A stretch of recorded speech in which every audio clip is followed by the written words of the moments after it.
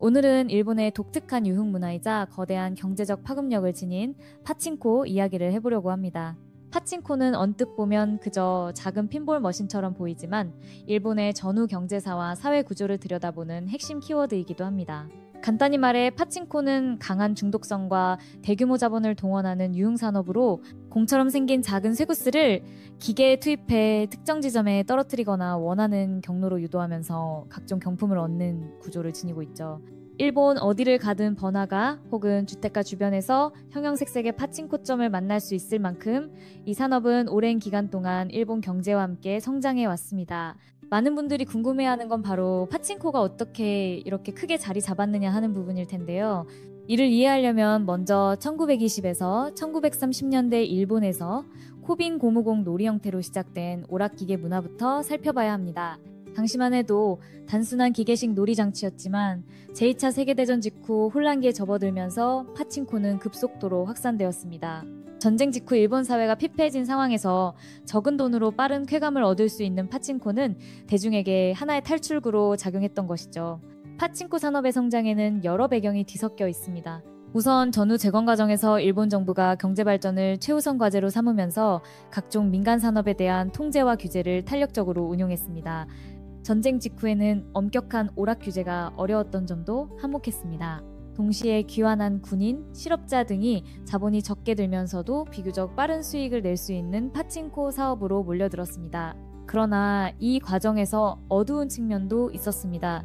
오랜 혼란기의 물밑에서 힘을 키운 폭력 조직이나 암시장이 파친코 사업에 개입해 빠른 돈의 흐름을 잡으려 했다는 이야기도 꽤나 유명합니다. 특히 일본 내 제1조선인 사회와 파친코 산업이 얽혀 있다는 점도 독특한 이슈입니다. 일제강점기와 2차 세계대전 시기에 강제로 일본에 끌려가거나 경제적 이유로 이동한 한국 조선 출신 이주민들이 전후 일본에서 생계수단을 찾는 과정에서 파친코 사업에 관여하게 된 사례가 많았거든요. 그들은 본국으로 돌아가기 어려운 상황에서 비교적 진입 장벽이 낮았던 오락산업을 선택할 수밖에 없었습니다. 물론 이 때문에 파친코 사업이 늘 부정적인 이미지로만 비춰지는 것은 아닙니다. 전쟁 직후 혼란기였던 사회 구조상 파친코와 같은 유흥산업은 어쩔 수 없는 경제적 틈새를 파고들었고 그 결과 일본 전역에 파친코점이 우후죽순으로 생겨난 것이죠. 파친코 산업이 본격적으로 폭발적인 성장세를 탄 시점은 1950에서 60년대 고도 성장기입니다. 일본이 전쟁의 폐허에서 빠르게 일어섰듯이 파친코 업계도 기술 개발과 대규모 점포 확장에 힘입어 전국화가 가속되었습니다. 이때부터는 수동식 기계가 아니라 반자동 혹은 전자식 시스템을 도입하기 시작하며 화려한 조명과 다양한 테마 그리고 교묘한 확률 조정으로 중독성을 높였습니다. 사실상 이 무렵부터 파친코는 도박적 속성을 점점 더 짙게 띠게 되었죠. 일본 법상으로는 파친코가 도박이 아니라 오락기기로 분류됩니다. 경품을 즉시 현금화할 수 없게 되어 있지만 실상은 인근 경품 교환소에서 바로 현금을 받을 수 있도록 하는 제3자 교환 방식을 널리 활용하고 있습니다. 이 방식이 일본 내에서도 회색지대라는 비판을 받지만 오랫동안 이어져 온 관행이기도 해요. 이처럼 파친코에 대한 비판은 꾸준히 존재합니다. 유흥산업 중에서도 중독성이 강하기 때문에 개인 파산이나 가족 해체로 이어지는 사회 문제가 보고되어 왔습니다.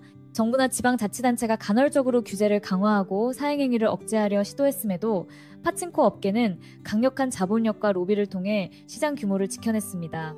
일부 추산에 따르면 일본 파친코 시장은 전성기 시절 연매출이 수십조 엔에 이르렀고 현재도 몇십조 엔에 달하는 것으로 알려져 있습니다. 단순한 오락 실내 게임 수준을 넘어 일본 경제 전체에 깊은 영향을 미쳐온 거대 산업인 셈이죠. 최근에는 일본 사회 전반이 고령화하고 청년층이 예전만큼 파친코를 즐기지 않는다는 점이 문제로 지적됩니다.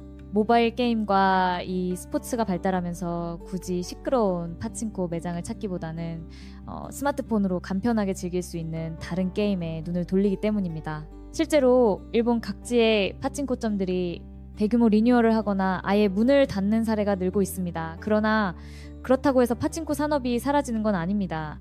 오랜 역사를 통해 쌓아온 오락 사행성 문화의 결합이 워낙 견고하기 때문에 업계는 디지털 전환과 새 형태의 게임 개발, 그리고 대형 복합 리조트와의 협업 같은 방식으로 생존 전략을 모색하는 중입니다.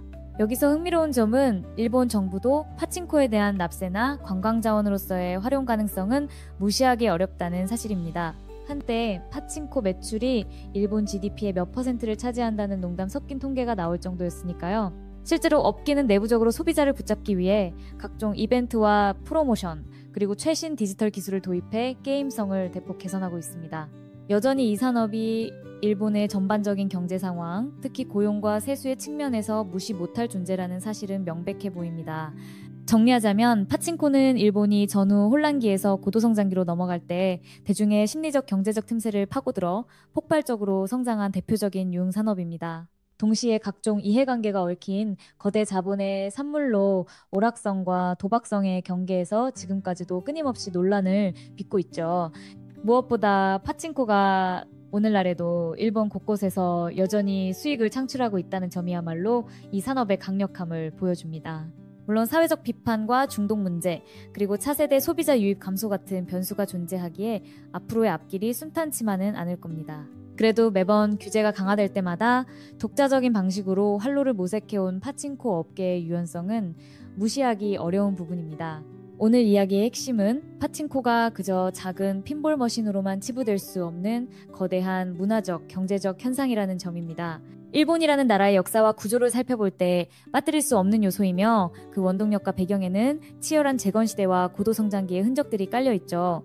최근 연구나 업계 동향을 보면 규제가 강화될수록 파친코가 해외 이민자나 다양한 디지털 기술과 결합해 새로운 형태로 진화하려 한다는 얘기도 들립니다. 앞으로 어떤 형태로든 이 산업이 계속해서 존재감을 드러낼 가능성은 높아 보입니다. 오늘 영상이 조금이라도 도움이 되셨다면 좋아요와 구독 부탁드리고 또 주변에도 공유해 주시면 감사하겠습니다. 파친코라는 독특한 산업이 보여주는 일본 경제와 사회의 이면, 그리고 그 거대한 자본의 흐름을 한 번쯤 깊이 들여다보는 계기가 되길 바랍니다. 오늘은 여기까지입니다. 시청해 주셔서 고맙습니다.